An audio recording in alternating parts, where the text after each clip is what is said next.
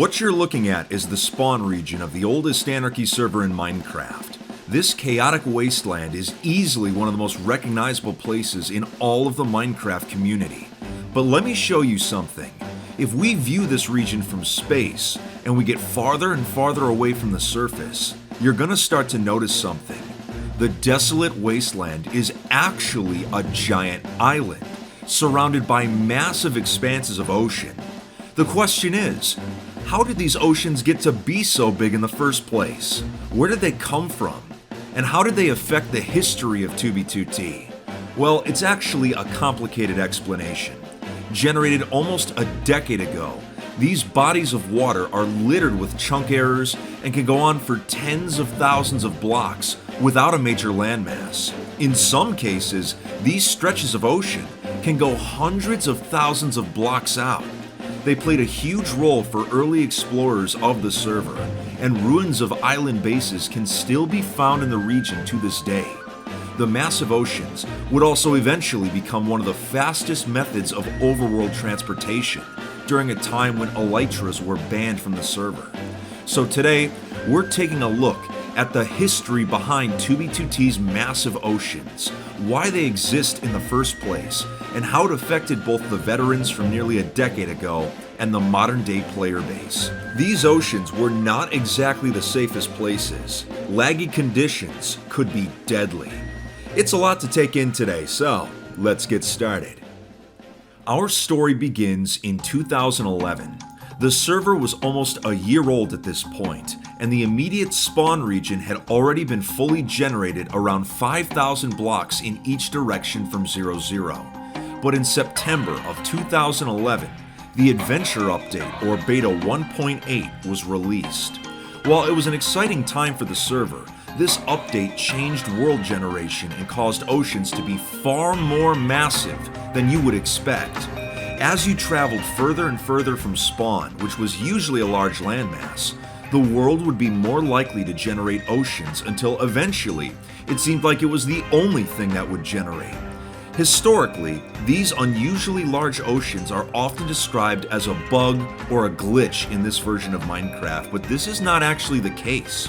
The massive oceans we see in this type of world generation were actually intentional for the Adventure Update.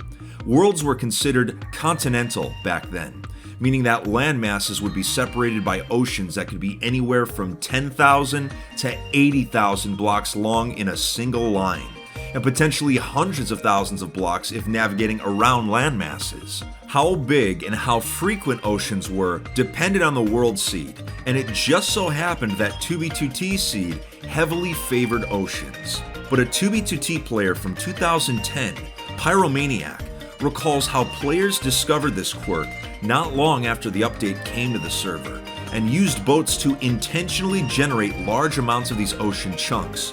He describes spawn as being surrounded by glitched oceans, like a water-shaped donut, which is actually remarkable since he described it this way years before anyone even bothered to map the region using external programs. But for a 2-year period, 2011 to 2013, new players that joined would travel the oceans and ended up creating even more ocean chunks. While it seems like this would be an incredibly easy way to escape from spawn, the oceans specifically on 2b2t were actually quite dangerous if you weren't fully prepared. Anyone that played Minecraft in alpha and beta remembers just how horrible boats used to be. The controls were awful. They wouldn't do what you wanted at times, and combined with 2b2t's laggy conditions, it turned these wooden boats into potential coffins for travelers. Sometimes, it was possible to completely fall out of the world if the lag was bad enough. While this was usually just a visual glitch and could be fixed by reconnecting, there was a chance that you'd actually fall through into the void and lose everything. Another issue was the absolutely awful boat durability. In older versions of Minecraft, if you were moving too quickly in a boat and you collided with land, the boat would break into sticks and planks. So you'd need to craft a new one to continue on with your journey. But due to massive lag spikes on 2b2t's, sometimes your boat would just destroy itself in the middle of an ocean for no reason. And if you didn't bring an extra or have a crafting table with you, you'd often have to swim for thousands of blocks just to find an island and hope it had a tree on it. When Java Edition 1.3 was released, boats were changed so that they would drop themselves instead of sticks and planks. But it didn't fix the boat breaking issue on 2b2t.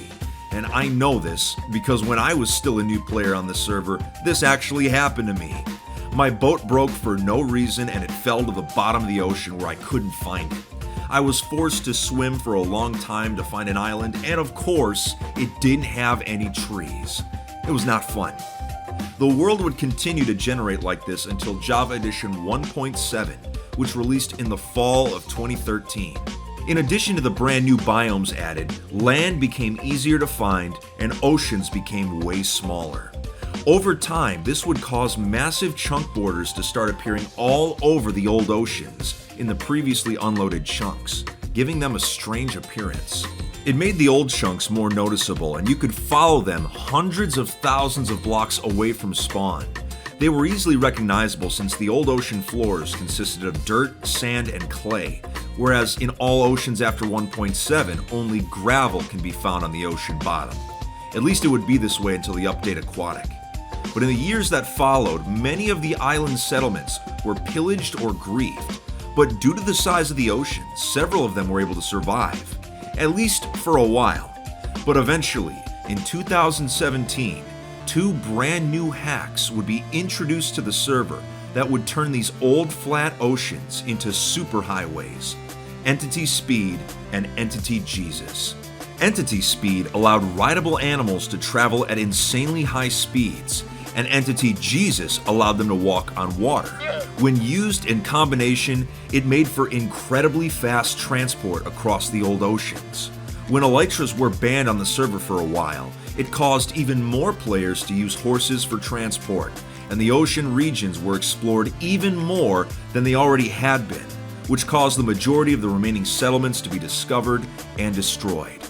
To this day, almost none of the bases created from 2011 to 2013 exist on the ocean anymore, at least in their complete forms.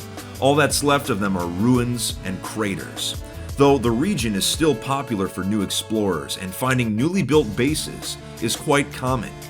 The 2-year period of oceanic exploration and world generation doesn't really have a name, and is not mentioned anywhere in the 2b2t timeline, so I figured it was the perfect topic to make a video on. So if you enjoyed it today, make sure to leave a like and hit that subscribe button. Also make sure to follow me on Twitter and Instagram. Well, that's it for today, everyone. Take it easy, and if you plan to play, stay alive out there.